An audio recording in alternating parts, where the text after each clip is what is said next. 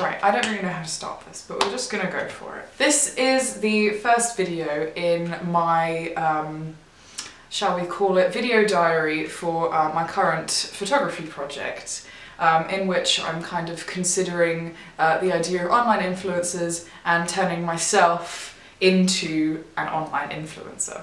So my initial research kind of started off by considering Amalia Ullman and what she did, her photography project called Excellence is Imperfection, I think. Yeah, so Amalia Ullman, she created a 5-month scripted online performance via Instagram for herself. She undertook a semi-fictional makeover. She had a fake boob job.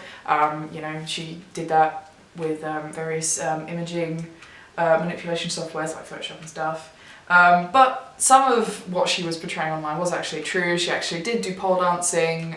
She actually stuck to the diet that she was following and kind of talked more about within this online performance that she had created for herself. So yeah, she basically created a very privileged consumerist fantasy for herself, which I kind of feel like started off quite simple in a way, started off in the similar way that I suppose most people live their lives.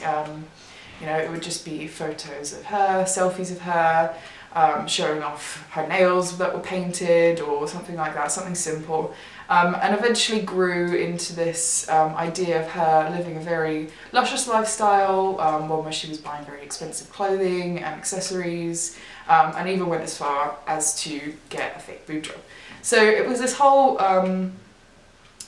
idea that everybody kind of wants that kind of lifestyle, that kind of expensive, lavish lifestyle, and was portraying it online. And it's a very interesting concept. It's a very, very interesting comment on what society today is like, how we're using social media, what exactly we're putting on social media, and what exactly we want others to think of us. And then it kind of got me thinking about actual, real Instagram influencers. My first person that I kind of looked at was Alexa Chung, a real Instagram online influencer. She has, when I first looked at her profile, she has over 5,500 posts on her Instagram account, and has gained over 3.2 million followers on there. And kind of my first reaction to it was she is very shockingly similar to Amalia Ullman in the type of content she's putting out there and the type of personality she is portraying. In the sense that there's very few professional quality images. A lot of them are selfies, they're fun, they're relatable, she's just going about her day, she's just showing her outfit, that kind of thing. She's a fashion influencer, just to be aware, so her Instagram page is mostly focused on fashion, promoting fashion and that kind of thing. She has a clear expression of her own likes and interests. It's not all about fashion, it's not just like a fashion blog.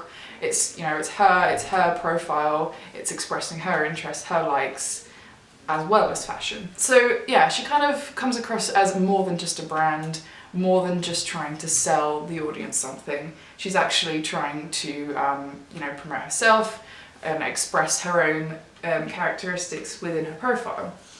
The captions for a lot of her posts, very simple. There was one that's literally just captioned with a bunch of Z's and it's a photo of her looking sleepy. You know, stuff like that, to just kind of not really push the fact that she's actually trying to promote things to be sold. Again, it's just kind of getting the audience on her side, making her relatable, that kind of thing. I think out of all of the ones I've looked at, she's the one who kind of pushes her personality better than any of the others. The others are kind of more brand-based, I guess, like trying to create a brand to sell to an audience. But we'll come on to that. The next influencer I looked at is called Michelle Phan.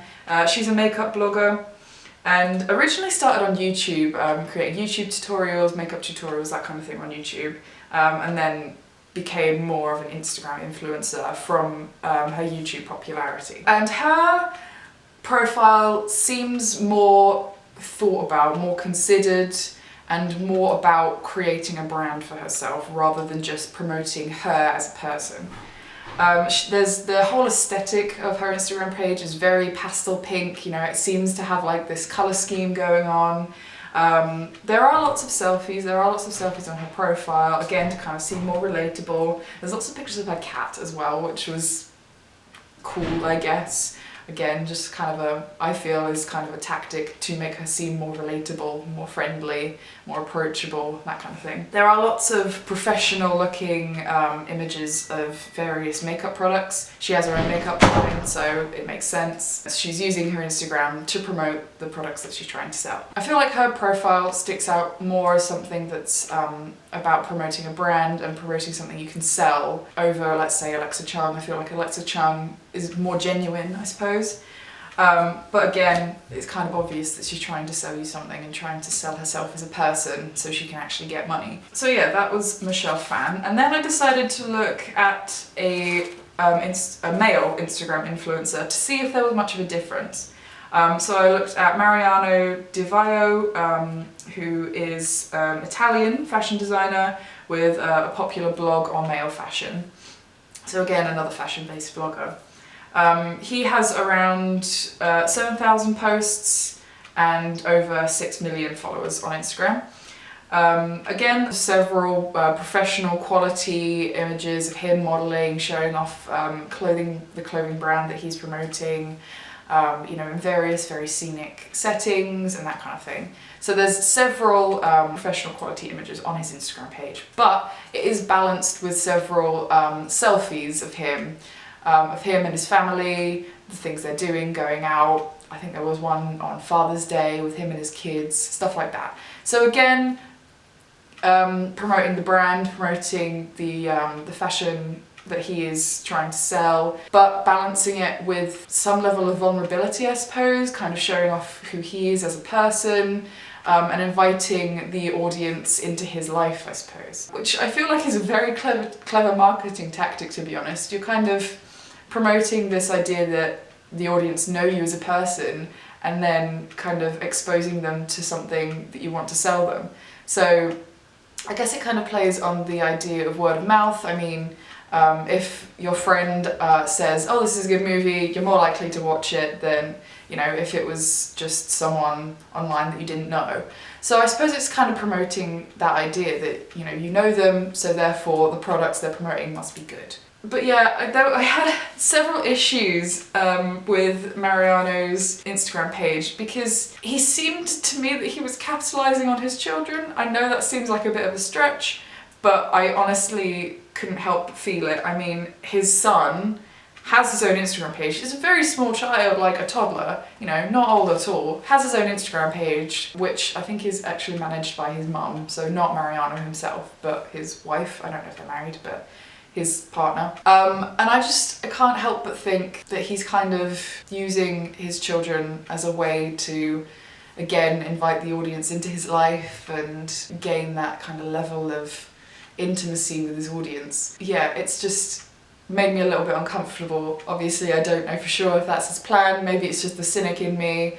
But yeah, it just did come across that way a little bit. But anyway, after looking at all of these Instagram influencers, I kind of realised there's two types of images that these Instagram influencers produce and upload that help them create their brand identity, help them create the connection with their audience, and overall helps them become the Instagram influencers that they are. I broke it down into personal images, so images such as life events, you know, getting married, or images just of family and friends in general, so maybe you're going out somewhere, maybe it's like a special occasion like Mother's Day, Father's Day, that kind of thing. Troubling times, so there's a lot of posts of them feeling kind of low, feeling sad, maybe having issues with mental health or physical health, going into hospital, all that kind of thing.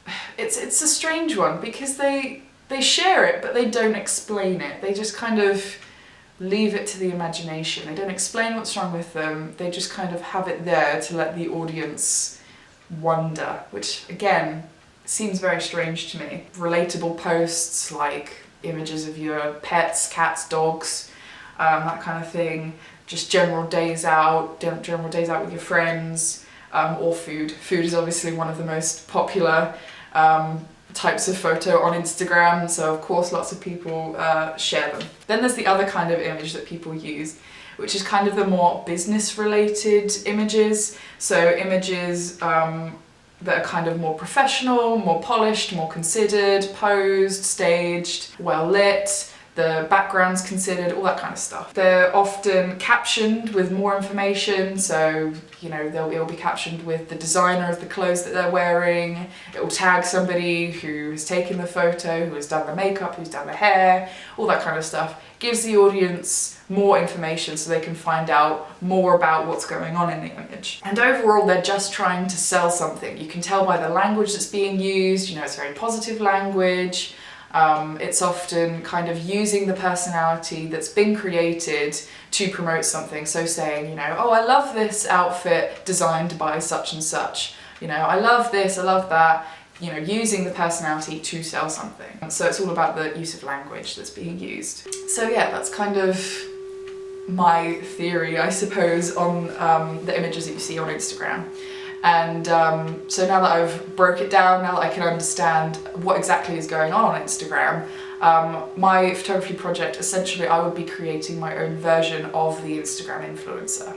I would be sharing my personal images, sharing my story, if you will, through Instagram, and kind of trying to create some kind of audience that would then be interested in kind of a fashion point of view, I suppose. I'm kind of trying to focus on a fashion influencer because that's kind of something I feel like I could achieve really well. So that's kind of the thoughts and research that have gone into my photography project so far.